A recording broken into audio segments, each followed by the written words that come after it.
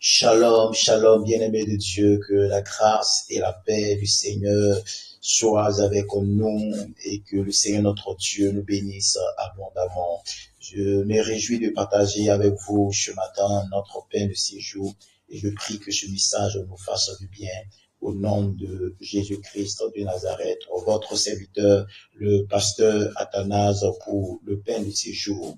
Notre thème du mois est les choix de destinée. Notre thème de la semaine est un bon mariage. Le thème sur lequel il m'est donné de parler est la femme vertueuse.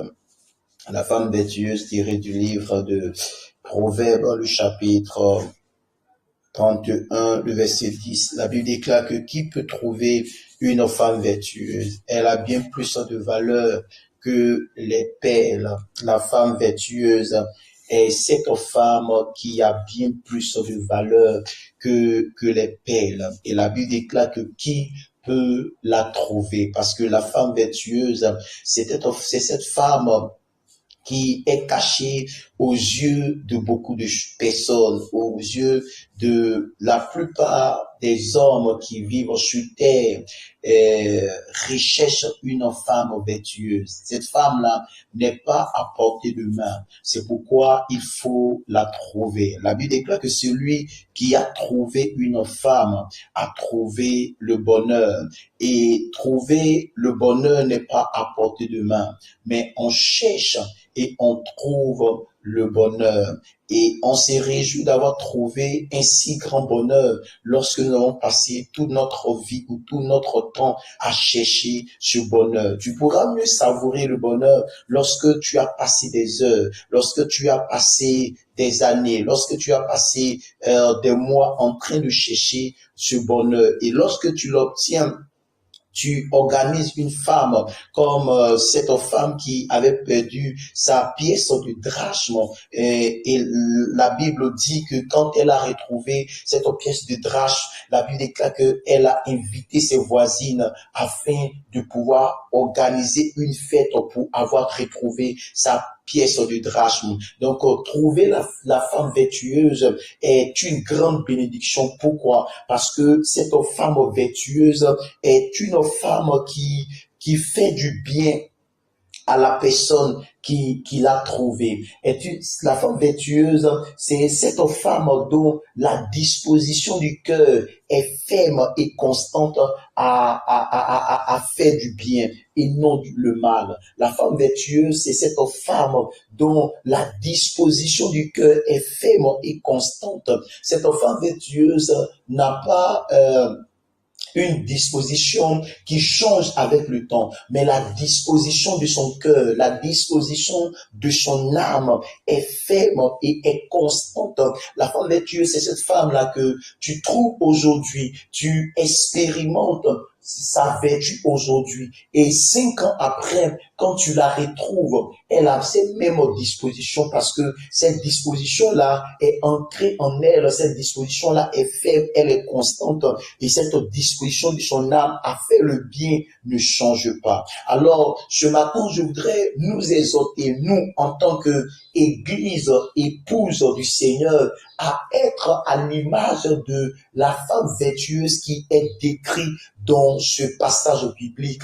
Ce passage biblique nous décrit cette femme vertueuse et nous encourage à être semblable à cette femme vertueuse. La femme vertueuse, c'est cette femme dont le mari a confiance. Son mari a confiance en elle. Son mari ne doute pas d'elle. Et c'est de même que Dieu ne doit pas douter de l'Église. Dieu doit avoir confiance à l'Église parce que Dieu voit l'Église comme cette femme vertueuse. La femme vertueuse, c'est cette femme-là qui ne fait pas le mal. C'est cette femme qui s'éloigne du mal, qui se détourne du mal et qui fait le bien. La femme vertueuse se détourne du mal et fait le bien. La femme vertueuse, c'est cette femme-là dont la main est travailleuse, dont la main est travailleuse. La femme vertueuse, c'est cette femme-là dont la main travaille pour le royaume de Dieu. Et de même que nous sommes épouses de Christ, nous devons avoir ces vertus. Nous devons avoir cette vertu pour le royaume de Dieu. Tu ne peux pas être enfant de Dieu et n'avoir en toi aucune des vertus décrites dans la parole de Dieu. La femme vertueuse, c'est cette femme-là qui dévance l'aurore, comme David qui dit, je dévance l'aurore et je crie. Je dévance l'aurore et je prie. Je dévance l'aurore et je prie en espérant en tes promesses.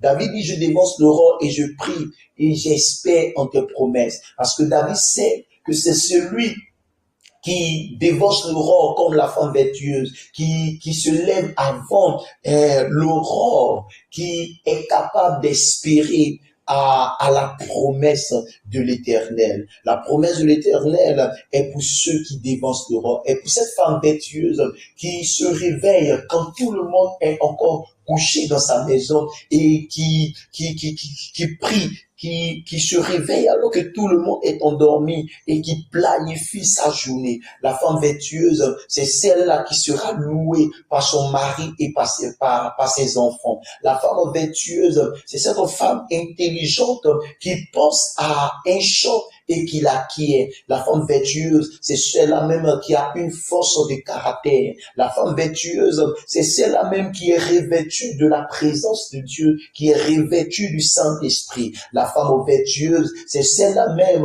qui se réveille alors que les hommes sont endormis pour aller avec des parfums, pour aller avec des aromates au tombeau de Jésus, pour pouvoir embaumer son corps. C'est la femme vertueuse, c'est celle-là qui est capable de venir annoncer que le Seigneur Jésus n'est pas mort, qu'il n'est pas dans le tombeau, qu'il est ressuscité. La femme vertueuse, c'est celle-là même qui est capable de donner de la force à son homme, de donner de la force à un homme, de donner de la force à un homme de courir de la chambre haute vers le tombeau pour constater que Jésus est ressuscité. Car les femmes qui sont allées au tombeau ont constaté que Christ n'était plus dans le tombeau, qu'il était ressuscité. Et ces femmes-là sont allées vers les hommes parce qu'elles étaient des femmes vertueuses. Elles ont constaté que le Seigneur avait été enseveli, avait été mis dans le tombeau sans être embaumé. Et alors elles décident, parce qu'elles sont vertueuses,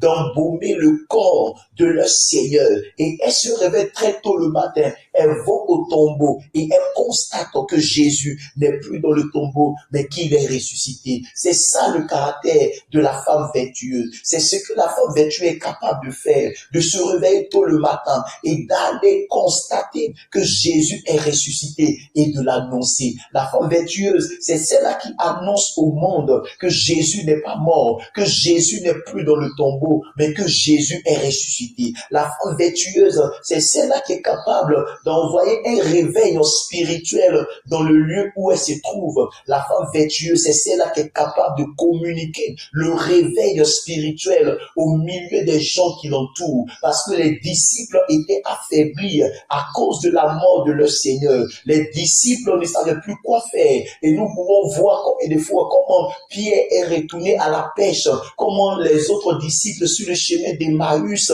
écoutez, il a fallu cette femme pour annoncer que Jésus est ressuscité. Écoute-moi, femme vertueuse. Quand je parle de femme vertueuse, je ne parle pas du genre féminin forcément, mais quand je parle de femme vertueuse, je parle de l'épouse de Jésus. Je parle de ces chrétiens et de ces chrétiennes. Je parle de tous ceux-là même qui sont enfants de Dieu, parce que nous sommes épouses de Christ et nous devons avoir ces vertus en nous. La femme vertueuse annonce l'évangile. La femme vertueuse annonce la bonne nouvelle. Lorsque cette femme prostituée au puits de Jacob a rencontré Jésus, cette femme n'avait aucune vertu. Cette femme avait une mauvaise vie, avait une mauvaise vie. Mais lorsqu'elle a rencontré Jésus, lorsqu'elle a rencontré la personne qui est la vertu de Dieu incarnée, cette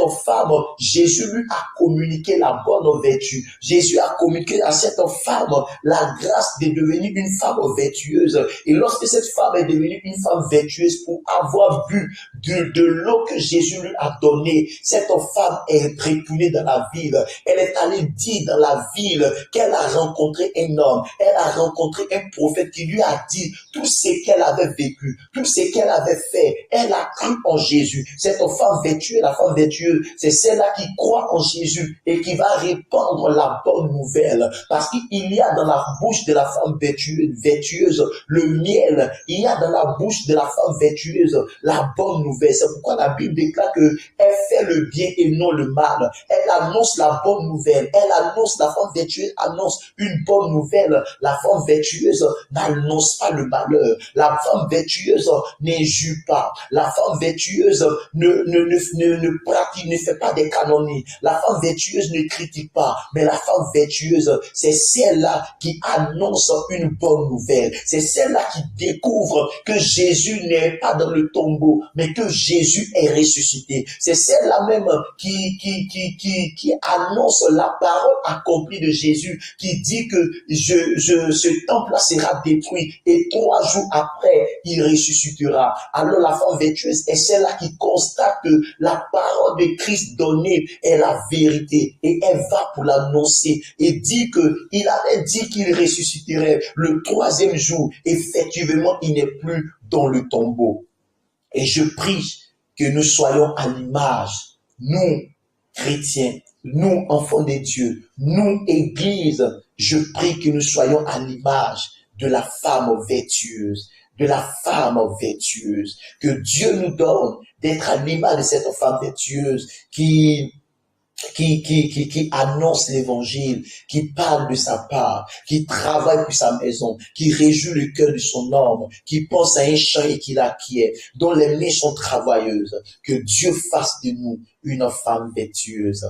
Dieu bénisse ce message dans nos cœurs et que Dieu bénisse notre journée. Que la paix du Seigneur soit avec nous. Shalom chez vous.